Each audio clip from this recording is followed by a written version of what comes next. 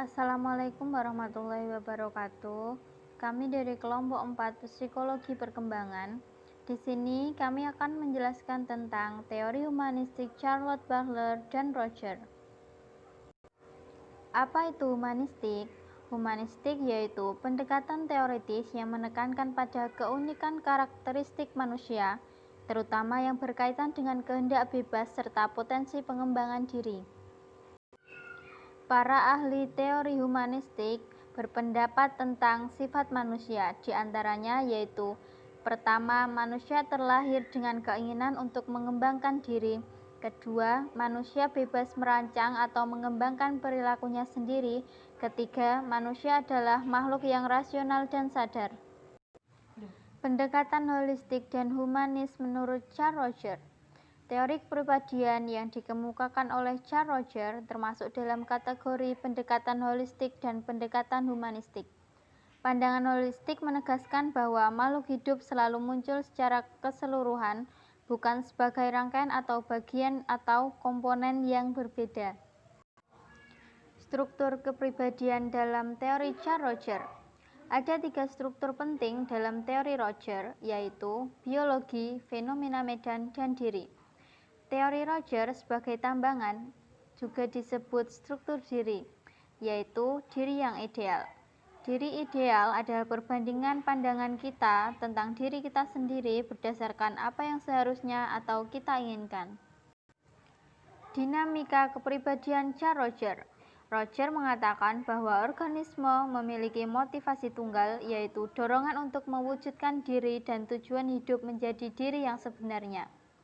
Roger berpendapat bahwa tujuan dari perilaku pribadi adalah mencapai realisasi diri. Setiap orang berpotensi untuk menyadari dirinya sendiri. Roger percaya bahwa untuk merealisasikan diri, individu harus dapat membedakan, mengklarifikasikan, dan memilih perilaku yang mendukung dan menghambat proses realisasi diri. Namun, menurut Roger, pada dasarnya manusia selalu memilih untuk tumbuh, berkembang, dan menyadari diri sendiri daripada mengalami kemunduran. Perkembangan kepribadian dalam teori humanistik Carl Roger. Roger tidak memberikan tingkat perkembangan teori kepribadian. Roger tertarik untuk mengevaluasi perbedaan antara pengalaman nyata kita dan apa yang kita rasakan dan tidak rasakan tentang pengalaman itu. Konsep nilai dan non-nilai adalah inti dari teori Roger. Menurut Roger, jika penilaian orang tua terhadap anaknya positif, maka tidak akan ada tindakan menyakiti diri sendiri. Roger percaya bahwa perasaan dan penerimaan adalah sistem yang konsisten dan lengkap. Selain itu, pemahaman dan penerimaan yang mendalam terhadap orang lain dan diri sendiri sebagai individu merupakan bentuk dasar penghapusan konflik. Cara lain untuk menghindari perselisihan atau konflik antara Anda dan orang lain adalah dengan mengembangkan proses penilaian yang berkelanjutan, alih-alih memperlakukan nilai sebagai sistem atau sistem nilai. Pandangan tentang manusia menurut Charlotte Bachler. Charlotte Bachler mendukung dinamika, pandangan holistik, dan pandangan yang mirip dengan Goldstein and Engel dalam banyak karyanya. Charlotte Bachler mengutuk psikoanalisis manusia yang pesimis, negatif, dan terbatas. Dia percaya bahwa psikologi berfokus pada kelemahan manusia, bukan kekuatan. Charlotte Bachler mengatakan bahwa seseorang memiliki sifat batiniahnya sendiri dan ia dapat melihat dan membahas kerangka struktur mental yang mirip dengan struktur tubuhnya, yaitu ia memiliki kebutuhan, kemampuan, dan kecenderungan genetik.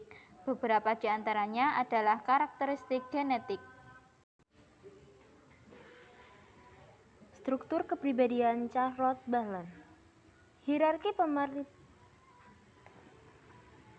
permintaan ini dikembangkan dalam bentuk piramida permintaan seperti yang ditunjukkan di bawah ini. Yang pertama, kebutuhan fisiologis. Kedua, kebutuhan dasar psikologi. Ketiga, kebutuhan rasa aman. Keempat, kebutuhan pengakuan dan kasih sayang.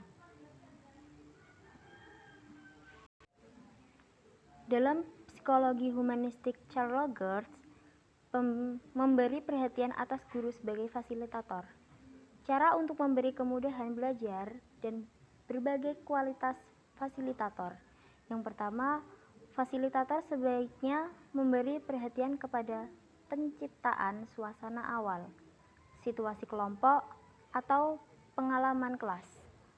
Kedua, fasilitator membantu untuk memperoleh dan memperjelas tujuan-tujuan yang bersifat umum. Ketiga, dia mempercayai adanya keinginan dari masing-masing siswa untuk melaksanakan tujuan-tujuan yang bermakna bagi dirinya. 4. Mengatur dan menyediakan sumber-sumber untuk belajar yang paling luas dan mudah dimanfaatkan para siswa untuk membantu mencapainya tujuan mereka.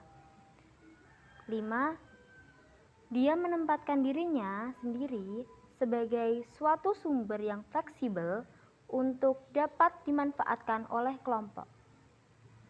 6. Di dalam menanggapi ungkapan-ungkapan di dalam kelompok kelas. 7.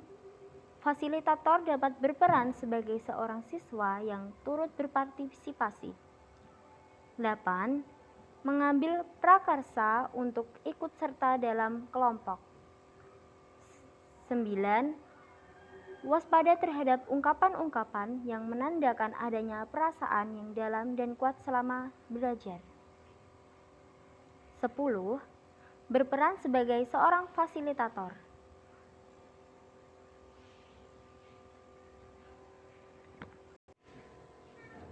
Contoh implikasi teori belajar humanistik Roger terhadap metode pembelajaran sains, di mana dalam pembelajaran sains lebih merujuk pada ruh atau spirit selama proses pembelajaran yang mewarnai metode-metode yang diterapkan dalam proses pembelajaran sains yang lebih menekankan pada pembawaan metodenya. Seperti metode tanya-jawab, metode diskusi, metode pemecahan masalah, dan metode demonstrasi. Sehingga posisi guru menjadi fasilitator, motivator, dan stimulator. Guru hanya memfasilitasi pembelajaran peserta didiknya untuk mencapai tujuan pembelajaran. Roger berpandangan bahwa orang yang berfungsi sepenuhnya tampaknya merupakan pusat dari dunia, bukan seorang partisipan yang berinteraksi dan bertanggung jawab di dalamnya. Selain itu, gagasan bahwa seseorang harus dapat memberikan respon secara realistis terhadap dunia sekitarnya masih sangat sulit diterima. Semua orang tidak bisa melepaskan subjektivitas dalam memandang dunia karena kita sendiri tidak tahu dunia itu secara objektif. Dalam teori Rogers telah memberikan kontribusi besar pada layanan bimbingan dan konsultasi. Teori Rogers merupakan salah satu metode yang digunakan oleh konselor dalam praktek konseling sekolah. Tujuan dari layanan konsultasi yang berpusat pada pelanggan adalah membantu individu menjadi lebih dewasa dan melembagakan kembali tren realisasi diri. Dalam capaian tujuan ini, dengan membantu individu menghadapi kesulitan atau hambatan dalam perkembangan.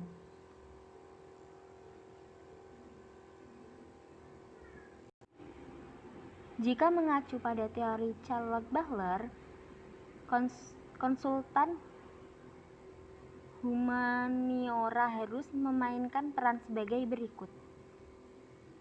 A. Sadar akan pentingnya individu terhadap pendekatan individu. B. Mengakui tanggung jawab sebagai konsultan. C. Kenali sifat timbal balik dari hubungan pembinaan dan konsultasi. D. Berorientasi pembangunan. E. Tekankan bahwa konselor perlu berkomunikasi dengan klien secara keseluruhan. F. Konfirmasikan bahwa keputusan akhir dan pilihan ada di tangan konsultan. G. Konselor yang memiliki gaya hidup dan cara pandang humanistik memandang dirinya sebagai panutan dan secara implisit dapat menunjukkan potensi kreativitas dan tindakan positif kepada konsultan.